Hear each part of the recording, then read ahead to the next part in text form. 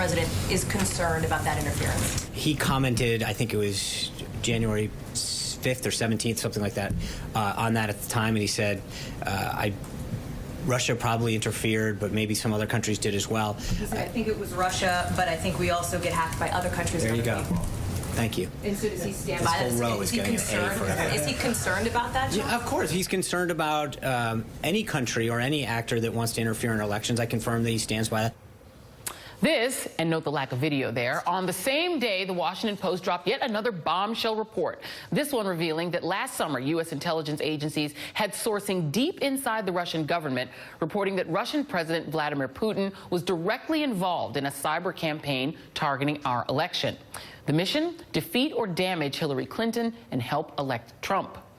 The Obama administration debated dozens of options for deterring or punishing Russia, but according to the Post, Obama feared that things could get far worse. They also worried that any action they took would be perceived as political interference in an already volatile campaign.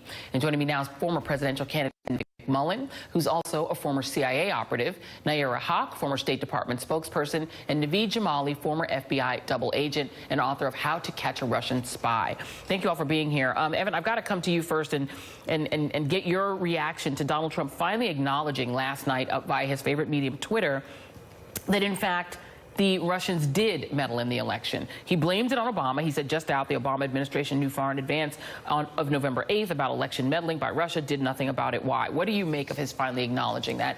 Blaming Obama, but acknowledging it. Well, it's interesting. He cannot resist attacking President Obama, former President Obama, right? So there are two things that he just can't resist. Number one is to deny that he's being investigated. If he can still do that. The second thing is to attack President Obama. This is the thing. This is a distraction. He is speaking to his remaining 35 to 40% of the population, the U.S. voter population, that he needs to hold on to protect himself in the House. The House is important, obviously, because as the investigations move forward, if there's serious wrongdoing, then he may need the House to protect him from impeachment. So that's what I think this is all about, just throwing up a distraction to confuse the public. Yeah, but does it concern you, though, that this tweet indicates that he was fully aware of what Russia was doing? I mean, that's what I read into it, that this is a consciousness of knowing it happened, and he's been denying it even happened up to now. Well, yes, but I just think that's a given. He absolutely knows it was I mean, it was in the open. It was obvious. He knew it was happening. He encouraged it. I just think that's a given. He may say that he may try to confuse the matter, and he does, and he has for months. But of course he knows. So I'm just not surprised by that. So let's talk a little bit. Nayyera, I'm going to come to you first on this, because there is a politics. That Washington Post story was so bombshell that we tried to pick out just a few nuggets in it. One of them was the refusal, in fact, of Republicans to react to really what was hair on fire, DEFCON 1 information coming out of the highest levels of the White House and the national security apparatus that Russia was actively interfering in our elections, something that we've been talking about on this show since last July, and that clearly the Obama administration was also sending alarms about. Let's talk about Mitch McConnell. Mitch McConnell, according to this blockbuster Washington Post story, Republicans resisted doing anything in response, arguing that to warn the public that the election was under attack would further Russia's aim of sapping confidence in the system. Senate Majority Leader Mitch McConnell voicing skepticism that the underlying intelligence truly supported the White House claims. And then go to the state level on this. So at the highest levels of the Republican Party, they were saying, we don't even necessarily believe this and we don't want to do anything about it. Then you go to the state level. On August 5th, Jay Johnson tried to enlist the support of state officials. He did a conference call asking for them to secure their own systems. Brian Kemp, who's the Republican Secretary of State in Georgia, used that call to denounce Johnson's proposal as an assault on state rights, saying, I think it's a politically calculated move by the previous administration. Kemp said in a recent interview, adding that he remains unconvinced that Russia waged a campaign to disrupt the 2016 race. I don't necessarily believe that. So that's a greater level of denial than Donald Trump. What do you make of that?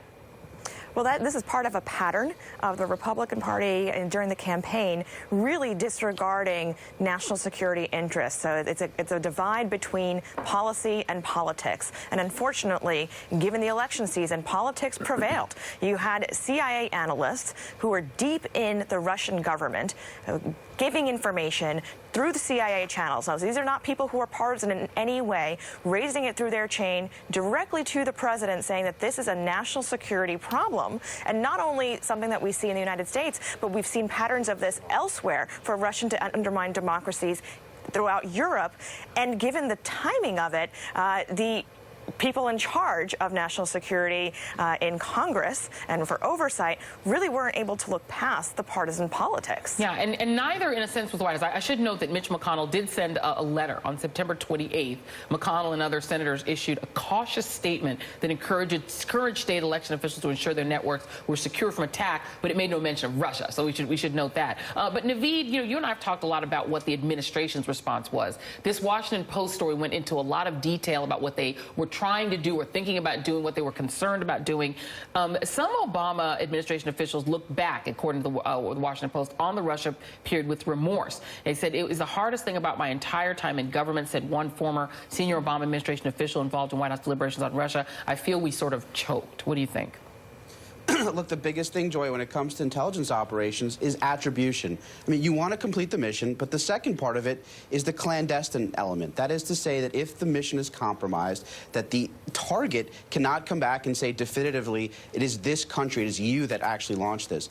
And I think that in that regard, look, the Obama administration kind of choked on it. I mean, it's very clear that when the president spoke directly to Putin and said, hey, knock it off, that it seems that the Russians were very much going to physically target the physical infrastructure for the voting system. And when the president kind of called them on that, they backed it off. Now, that's about the attribution. When you go out and you call a foreign, adversary and you say you are behind this, you remove the cloak of attribution, of non-attribution. That is a hugely, hugely important part of this. And I think the Obama administration not coming out and being more forceful, and look, on a personal level, just not coming out before the election and really laying out the cards about what they knew. Look, at the end of the day, the president has the right to, as we've heard with Donald Trump, has the right to declassify anything.